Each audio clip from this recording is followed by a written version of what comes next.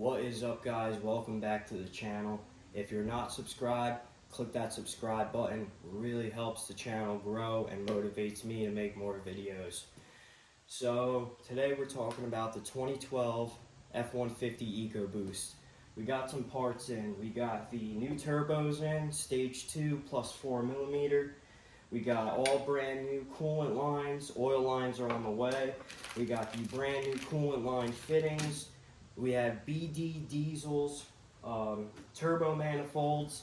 These are high flow and they come with more stud locations that the stock heads actually have but don't utilize, causing the manifolds to break studs towards the back end because of the turbo hanging off the end, causing all that weight.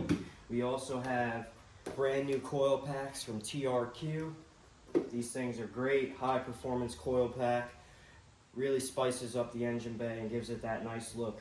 Now, I already have a catch can set up for the driver and passenger side.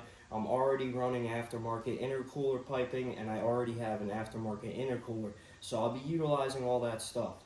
I also have a 4-bar map sensor on the way. I already have my SCT X4. That's what we're going to be using to tune it, to upload our tune file onto it. We're having 5-star tuning, tune the truck. So once we get everything together, we'll get some data logs, send it over to them, and we'll make some revisions and really get this thing cooking. Now let's just go over the turbos real quick. I'll give you guys a closer look. So these are turbos for a 2013 F150 ecoboost. I'll explain the difference between that and the 2012 in a second. The blade design on this turbo is a 9-blade.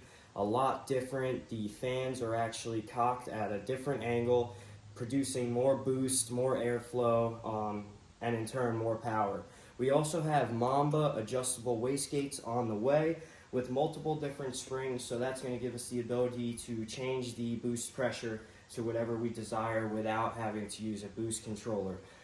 For boost on these turbos, I plan on running about 15 to 17 pounds. One other thing that I do have, let me grab, is these AMS Performance Turbo adapters. Now, I need to still get downpipes for the truck. I'm working with CV Fabrication. We're going to do, a little partnership, and we're going to get downpipes for the truck. But these are key because your turbo can be as big as it wants to be, but if you can't get that airflow in and out, you're going to have an issue. So we got aftermarket intercooler piping to get the air in, and we have aftermarket, we're using stock turbo inlets, but it'll be enough. We got an intake. These go on the back of the turbo, and your downpipe bolts to that. The stock ones are very restrictive in flow size. These are really going to breathe. So I got these as well. Another key part to this build. So let me talk about the biggest difference between these turbos for a 2013 and the turbos that are for a 2012. On the 2012, the blow-off valve is integrated into the turbine housing. So you have your turbo inlet, you have your intercooler piping, and then there's also another spot by the intercooler piping, and the blow-off valves are integrated into the turbo housing. On the 2013 and up, the blow-off valves are integrated onto the intercooler. Now, for 2012, it's really hard to find a good set of turbos for the 2012. So I wanted to go with 2013 turbos.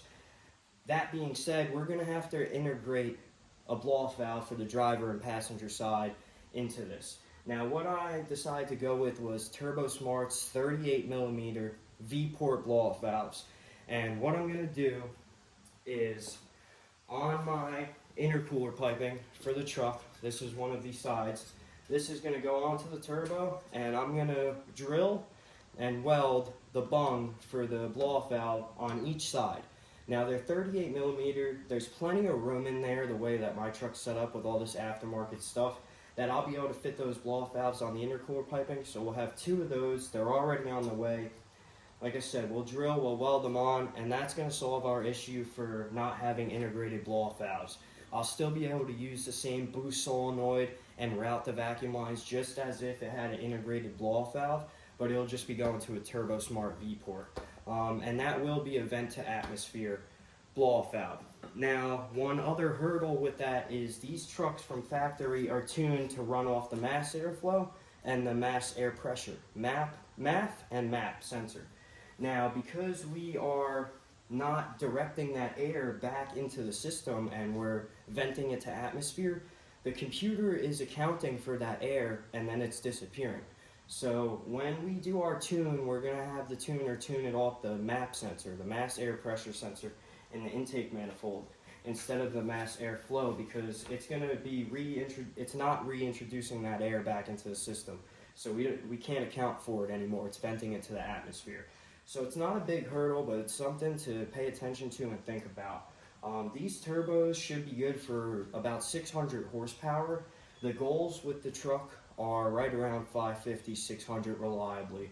I do want to put the truck on E85. I plan on upgrading the low pressure fuel system and leaving the high pressure alone. So we'll see, we'll see what we're able to do. I just wanted to give a quick update, show the parts that we got. I really want to give a shout out to BD Diesel, AMS Performance, CV Fabrication. I got my intercooler and piping from them. The downpipes will be from them as well. And these turbos are actually a little bit of a secret. Can't tell you guys where I got those from, but let's just say that they were cheap. And we'll see if these Ching Chong Yin Yang twins can breathe, you know what I'm saying? So it should be a fun build, especially shout out to TRQ, one of the nicest coil packs on the market for the price. Comes pre-lubed with your spark plug grease. I actually just installed these in a customer's vehicle not too long ago. He said the vehicle's running great and it has better throttle response. So I'm really happy about that. Also shout out to Dorman. They really got these lines here quick. All the fittings, all these usual fittings on the ecoboost that leak. We got all new gaskets, everything like that. So the build is coming along. I can't wait for more parts to show up so we can start putting this thing together. I'll try and get as much content as I can for you guys. But until then, thanks for watching. Like, comment, and subscribe. Catch you guys later.